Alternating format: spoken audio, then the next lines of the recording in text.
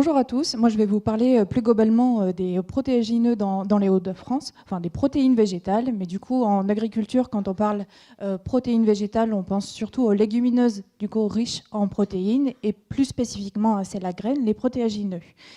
Bon, je fais un petit point rapide sur les atouts. Donc les protéagineux sont des plantes annuelles dont les graines sont riches en protéines.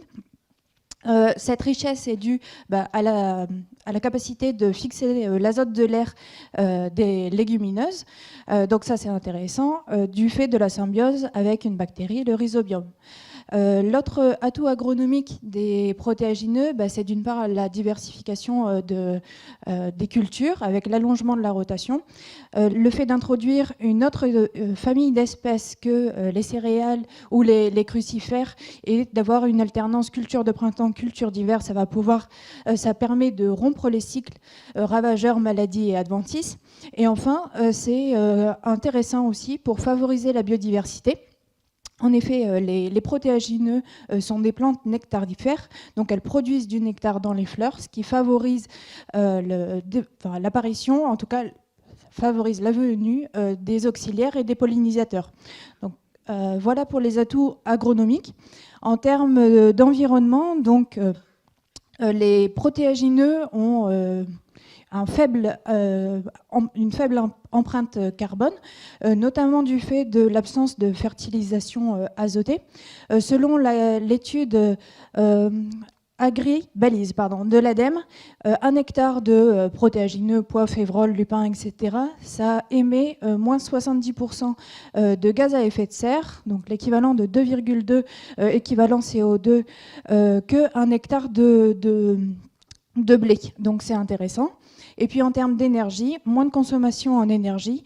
1 hectare de pois, c'est moins 46% par rapport à 1 hectare de blé en consommation d'énergie. La févrole, c'est plus, c'est moins 58%. On va même jusqu'à moins 68% d'économie d'énergie par rapport à l'hectare de blé pour le lupin. Et puis le soja, c'est un peu plus... consomme plus d'énergie parce que la majorité de la sole de soja est irriguée et donc on a moins 13% par rapport à 1 hectare de blé. Enfin, on a vraiment des atouts en termes, un intérêt sociétal des protéagineux, notamment les politiques actuelles poussent vraiment au développement des légumineuses et des protéagineux, du fait de la création de filières sans OGM pour le soja par exemple, et l'approvisionnement local, l'effet d'avoir des protéines végétales également dans l'alimentation humaine, sans gluten, dans une mode de flexitarisme ou de baisse de consommation des protéines animales.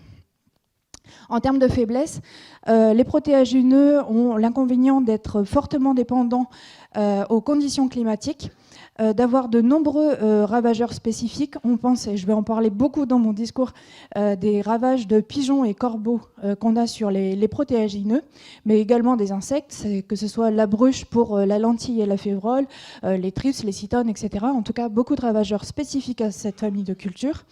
En plus, un déficit de compétitivité par rapport à d'autres cultures, que ce soit le blé et le colza, tant en termes de productivité à l'hectare que de prix de vente derrière. Et puis, des débouchés qui sont difficiles pour certaines cultures, du fait de l'absence carrément de filières, développées en tout cas dans les Hauts-de-France, ou alors de filières sous contrat. Juste pour terminer sur le contexte, le constat est clair pour les protéagineux, c'est divisé par 3 depuis le début des années 2000. En 2019, on est à 22 000 hectares pour les protéagineux, tout protéagineux confondu en Hauts-de-France. À titre de comparaison, les céréales, c'est 1 062 000 hectares produits en 2019, et les oléos, surtout colza, mais un peu de tournesol, c'est 145 000 hectares. Donc vraiment, les surfaces de protéagineux sont assez anecdotiques. L'objectif des chambres d'agriculture, c'est l'accompagnement des agriculteurs. Et pour un des moyens des chambres d'agriculture, c'est la mise en place d'essais. Donc l'objectif des essais, c'est d'une part d'alimenter, de produire des références pour les conseillers, pour adapter leurs conseils avec des références locales et puis annuelles, et aussi d'aller directement pour les agriculteurs, pour les aider dans leur choix. Donc vous voyez qu'en termes de nombre d'essais sur les protéines végétales dans la chambre de l'Oise, on est assez stable autour du nombre d'essais. On en a à peu près 6 à 7 par an. Je vous ai mis l'ordre d'introduction un peu de ces cultures qui sont travaillées déjà de longue date à la chambre d'agriculture. Et le soja, la lentille et le lupin, en réalité, ils sont apparus dans les essais à la chambre de l'Oise en 2003. Donc ça commence à faire un moment qu'on a des références sur le sujet. Mais c'est vrai qu'au final, il n'y a pas d'aboutissement côté filière et développement au final de la culture dans les Hauts-de-France quand même. Donc nos thèmes d'essai, vous les avez là. Le principal, c'est l'évaluation variétale.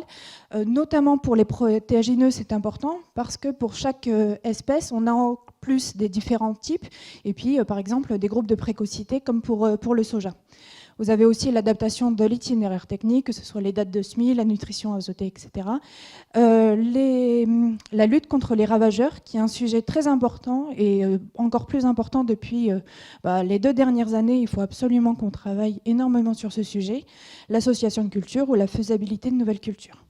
Je vais passer en revue les protéagineux un par un, en commençant par, au final, le plus classique quand même. Et c'est un protéagineux historique dans la région et très bien adapté, c'est les pois d'hiver et de printemps. Quand on voit en rendement moyen des essais à la Chambre d'agriculture, donc ça c'est à chaque fois Chambre d'agriculture Hauts-de-France, on a une moyenne de rendement qui est de 45 quintaux, tout essai confondu, ce qui vaut la moyenne française, mais ce qui n'est pas du tout la moyenne qu'on pourrait attendre dans des bons limons comme on a en situation à un essai, où l'objectif il est plutôt de 55 quintaux. Les variations fortes de rendement, elles sont essentiellement dues à la variation climatique et puis aussi avec des dégâts de ravageurs qui sont importants, les dégâts de pigeons pour cette culture. Le constat il est simple. Le changement climatique fait qu'on a de plus en plus d'épisodes de sécheresse et puis d'épisodes d'excès d'eau. Une stratégie d'évitement, ça serait de choisir le pois d'hiver plutôt que le printemps. Parce que du coup, il est moins sensible au stress hydrique, à la floraison, moins impacté aussi par les ravageurs, parce qu'on n'a pas de problème de dégâts de pigeons à l'automne, ou en tout cas moins. Et en plus, ça a d'autres avantages sur le désherbage et puis l'organisation des chantiers. L'année dernière, ça a été, en tout cas pour l'essai de 4 mois, une très bonne année en termes de rendement. Vous voyez sur le pois d'hiver, uniquement parce qu'on a eu la chance, par rapport aux parcelles de nombreux agriculteurs, d'échapper au gel et puis, vu la précocité du secteur, de pouvoir récolter avant les précipitations du mois de juillet. Pour les févroles d'hiver et de printemps, pareil, c'est une culture qui est très intéressante dans nos régions, même si la févrole de printemps a complètement disparu, en tout cas en pur. On la trouve surtout en association avec le colza, etc. Mais en pur, les variations de rendement et l'impact de la bruche a été tellement important qu'elle a fait disparaître en culture pure. Par contre, elle reste quand même intéressante parce que les variétés sont inscrites en France sont résistantes à la Phanomyces tèche et du coup qui est très préjudiciable en tout cas pour les pois et les lentilles. Les rendements en pluriannuel de cette culture sont de 33 quintaux, ce qui reste honorable comme ça, mais vous voyez la fluctuation des rendements qui est vraiment trop importante pour qu'on puisse vraiment miser sur la culture. Ces variations, ce n'est pas à cause de dégâts, là pour le coup, dégâts de ravageurs, c'est uniquement les conditions climatiques et notamment l'épisode de stress hydrique et les trop fortes températures à la floraison qui ont la coulure des fleurs. Donc pareil, une stratégie d'évitement, ça pourrait être l'intégration de févroles d'hiver, moins sensible au stress hydrique et en plus moins exposé aux bruches, car les conditions de vol adaptées à la bruche sont à partir de 20 degrés, et donc on serait un petit peu plus en avance sur le cycle pour la févrole d'hiver. Par contre, un critère important de sélection pour la févrole d'hiver, c'est la résistance au gel qu'on a bien expérimenté cette année. Vous voyez 2 variétés donc, testées l'année dernière, Irena et Nebraska, avec vraiment des dégâts de gel, la note de tolérance au froid qui a vraiment eu un impact direct sur la perte de pied en sortie d'hiver.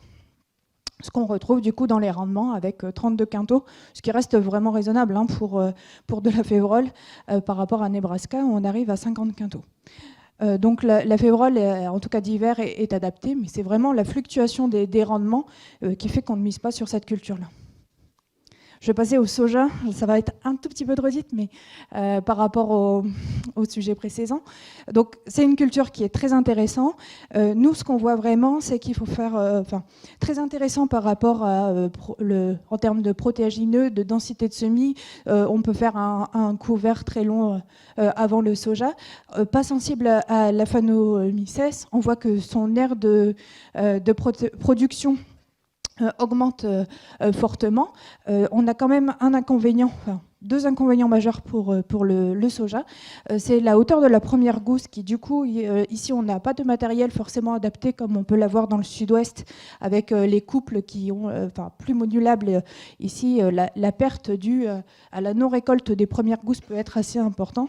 Et puis, le problème, encore une fois, pigeons et lièvres, qui est très important pour cette culture-là.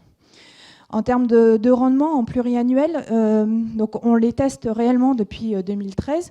On fait des suivis en micro-parcelles.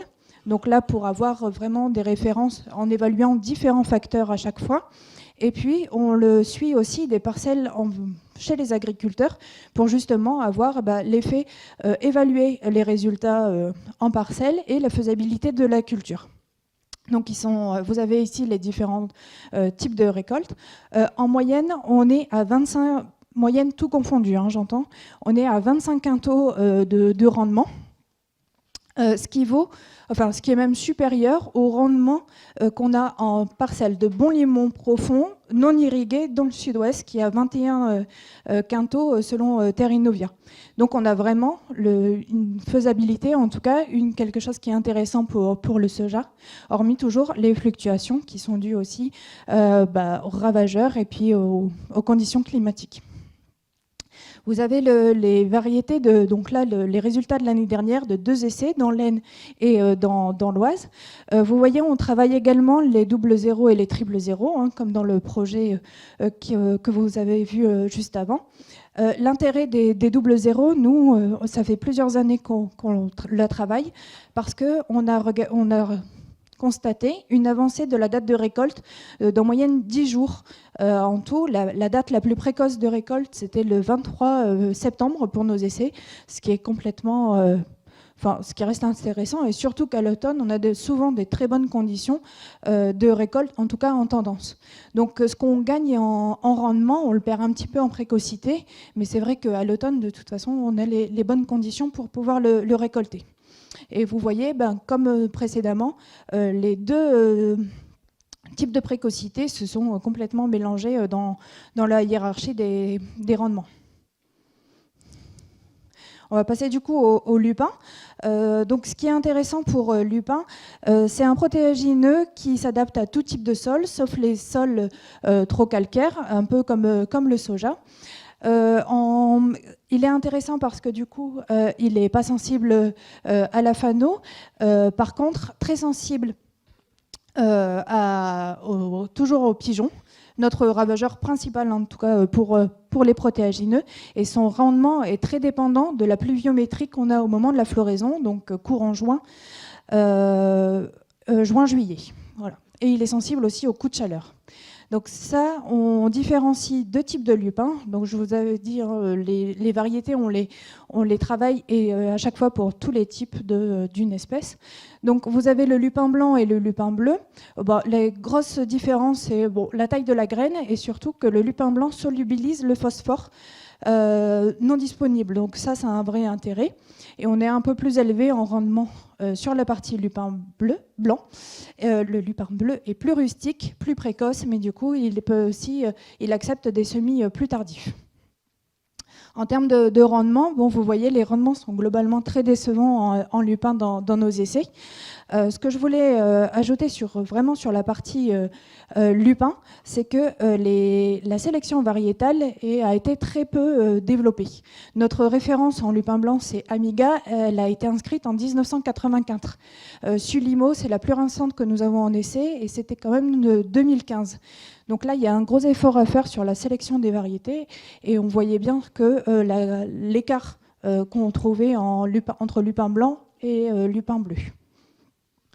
Cette année, on va avoir donc en essai, il y a à chaque fois, il y aura cette année des essais Chambre de l'Oise, donc sur le site de Catenois et dans l'Aisne. Et cette année, on a des variétés qui sont plus récentes, de 2019, mais des inscriptions allemandes, mais 2 en lupin blanc et 1 en lupin bleu. Donc on verra les résultats de l'année prochaine, comment ça fonctionne. Après, du coup, je voulais dire pour le lupin blanc, le lupin de cette année, 2021, il a vraiment eu des gros dégâts de pigeons, et c'est pour ça que les rendements sont aussi catastrophiques que ça. On va passer aux lentilles. Bon, plus rapidement, hein, parce que du coup, la lentille, c'est une culture qui est vraiment aussi historique, très bien cultivée, surtout en agriculture biologique. Elle a des gros intérêts, elle valorise très bien les terres superficielles, du moment qu'il n'y a pas trop de cailloux. Elle a vraiment 3 inconvénients qui sont majeurs. La sensibilité à l'averse quand elle est cultivée sans tuteur, donc sans plante associée qui puisse la laisser dressée. Elle est sensible à la bruche, qui est quand même le principal ravageur pour la lentille, et puis sensible à la phanomycès, et en plus elle le multiplie, et ça c'est vraiment une maladie qui est compliquée pour le pois et la lentille. On a beaucoup d'essais en lentilles, mais en réalité très peu qui sont récoltés. 2021, par exemple, on avait 8 variétés des différents types de lentilles que vous avez dans le tableau. Donc les différents types de lentilles, ça dépend des débouchés. On avait vraiment 8 lentilles associées, c'est la photo que vous avez cette année, mais avec les précipitations du mois de juillet, on a été incapable de les récolter parce que même associées avec un plante tuteur, comme vous avez là, elle était vraiment au ras du sol et impossible à récolter. Donc sinon, les rendements, ils vont entre 15 et 25 quintaux dans nos essais, ce qui est plutôt correct. Je vais passer au pois chiche. Alors, le pois chiche, c'est une culture méditerranéenne qui a un grand intérêt également. C'est un protéagineux.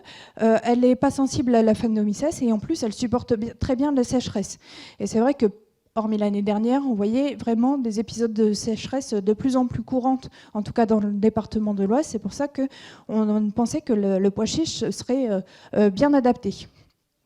Les inconvénients des pois chiches, c'est notamment l'avortement des fleurs à partir si la température descend en dessous de 15-20 degrés, sachant que c'est vraiment le nombre de fleurs et le nombre de gousses qui fait le rendement en pois chiche, parce qu'en termes de nombre de graines, on est à 1 à 2 grains par gousse, donc c'est vraiment le nombre de gousses qui fait vraiment le rendement. Au niveau du port de plante, c'est vraiment quelque chose qui est intéressant. Elle a un port dressé, mais en même temps très ramifié. Donc au niveau concurrence adventice, ça pourrait être intéressant. Et puis du coup, pas de problème de verse. En rendement, on a 2 années d'essai seulement pour le pois chiche en chambre dans les Hauts-de-France, avec une année 2020 qui a été très bonne dans nos essais et une année 2021 qui a été complètement nulle. On avait d'une part à Catenois, on a eu des pertes de pigeons qui étaient de moins 60%, donc vraiment des grosses pertes. Dans l'Aisne, c'était également le cas. Et puis du coup, les températures, la pluviométrie de cette année a très impacté le peu qui restait. En termes de variété, si on regarde plus en détail, on a un petit peu plus de sélection variétale que pour le lupin précédemment, mais c'est vraiment... On a eu 2 poules un peu d'inscription, 2012, 2013, 2014, avec par exemple notre référence Cicérone qui a été développée à ce moment-là. Et puis les Elixir, Elmo et tout ça, c'est plutôt une inscription de 2019, donc quand même assez récente. Ce que je voulais dire aussi, c'est qu'il y a différents types de pois chiches. Quand on parlait encore une fois des cas de ravageurs, il y a des pois chiches de type Daisy, Kabuli et Gubali. Le Gulabi, on l'a pas en essai et il est vraiment anecdotique même à l'échelle mondiale. Les plus développés sont le Daisy et le Kabuli. C'est plutôt le type Kabuli qu'on a en essai. Donc ça, c'est le pois chiche vraiment qu'on connaît dans nos assiettes. Des grosses graines blanc clair avec un tégument assez fin, alors que le type Daisy, c'est un petit pois chiche, vraiment très petit, couleur très foncée, marron, avec un tégument très épais, et il a le gros avantage d'être beaucoup moins impétant aux ravageurs, notamment les pigeons. Donc ça sera intéressant de plutôt travailler le type Daisy, surtout que c'est au niveau mondial, c'est lui où il y a le plus de production, en tout cas à l'échelle mondiale. Donc encore une fois, cette année, on va avoir 3 essais dans les Hauts-de-France, dans l'Aisne, dans le Nord-Pas-de-Calais et puis dans l'Oise sur le pois chiche, avec à chaque fois une dizaine de variétés de différents types. Donc, oui, du coup pour le pois chiche, avec 2 ans d'essai, avec du tout au rien, faut vraiment qu'on essaye de développer cette partie-là. Voilà. Du coup, je vais passer à la conclusion. Les cultures protéagineuses présentent de nombreux atouts agronomiques, ça c'est indéniable. Niveau de la faisabilité, hormis pour le pois chiche, où pour le coup il faudra une année d'essai supplémentaire pour voir si ça vaut vraiment le coup. Sinon, on voit que niveau de faisabilité, c'est OK. Surtout en prenant en compte deux choses essentielles. La variabilité importante de rendement, parce que vous voyez par rapport aux conditions climatiques, on entend toujours parler que les protéagineux, leur atout, c'est plutôt à l'échelle de la rotation et non de la culture annuelle. Donc vraiment cette partie variabilité qui est importante et sur lesquelles on ne peut pas avoir réellement de contrôle. La partie, il y a peu de sélection variétale sur certaines espèces, même si c'est en progrès depuis ces dernières années. Et surtout, un point sur lequel il faudra travailler, l'impact des ravageurs qui est très important sur ces cultures. Donc la conclusion de tout ça, c'est qu'on continue, que ça nécessite d'avoir plus de production de références sur ces sujets-là, notamment au niveau de l'itinéraire technique, et puis sur les associations de culture, parce que du coup, ça peut être un bon levier pour maîtriser et la partie ravageur, et puis la partie, du coup, de compenser les pertes de rendement si une année, le rendement protéagineux est moins bon, la partie association pourra compenser cette perte. Donc justement, dans l'objectif de sécuriser le rendement. Bon, du coup, j'en profite pour vous dire que cette année, les essais seront visibles le 9 juin sur la plateforme de Catenois, mais vous allez voir une partie le lupin cette année. Et voilà. Je vous remercie de votre attention. Merci beaucoup, Madame Virus-Esqui, pour cette intervention dispensée en un temps record et complète, pour autant. Bon, merci. Donc, si quelques questions. Oui, j'ai cru voir sur une photo du soja qui était associé avec du sarrasin. Alors oui, on a eu pas mal d'associations. Il y a eu le lupin aussi avec le sarrasin. Après, ça n'a pas été, on n'a pas pu récolter les deux. L'objectif, c'était de récolter les deux et de trier, comme les dates les dates de récolte sont à peu près similaires, on aurait pu avoir les deux. Semer en même temps le soja et le sarrasin? Oui, du coup ça a été semé en même temps. Là c'est au semoir expérimental. Du coup ça a été semé tout au semoir à 17 cm et sur la même ligne. Voilà. Ça n'a pas eu à aboutir. On n'a pas eu suffisamment de rendement en sarrasin. Est-ce que c'est possible d'imaginer une récolte en endénage pour certaines de ces légumineuses justement très à maturité tardive? Alors, pour le coup, on n'a pas travaillé ce sujet-là.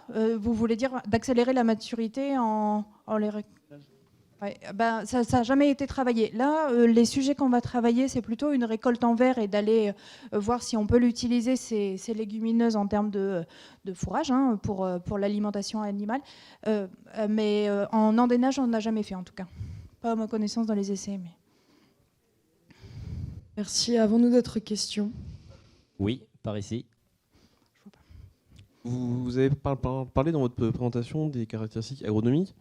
On entend souvent l'intérêt des légumineuses pour l'alimentation du bétail, alors surtout le soja en tout début, qualité d'incorporation, énergie.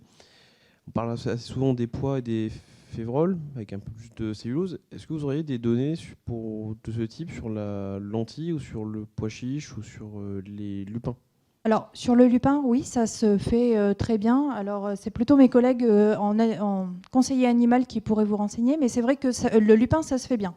On arrive à l'intégrer très correctement aux rations animales. Pois chiche, ça n'a jamais été fait à ma connaissance. Je sais qu'il est utilisé en termes de farine à l'échelle mondiale. Dans les débouchés, c'est surtout alimentation humaine, mais il y a quand même une part d'alimentation animal, mais en termes de farine, je ne sais pas comment ça peut être intégré dans une ration de bétail.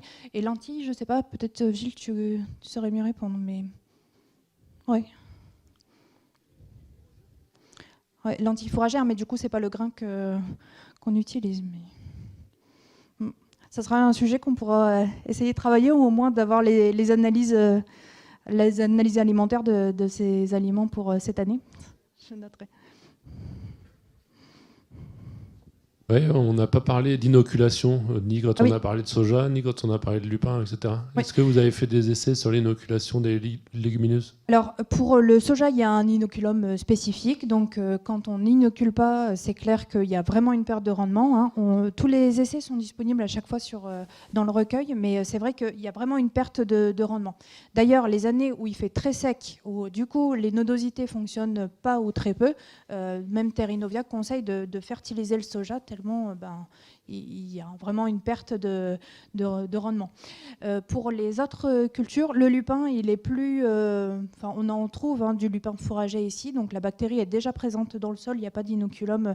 On trouve quelques inoculums pour faire un plus, mais voilà, ça n'a pas été testé.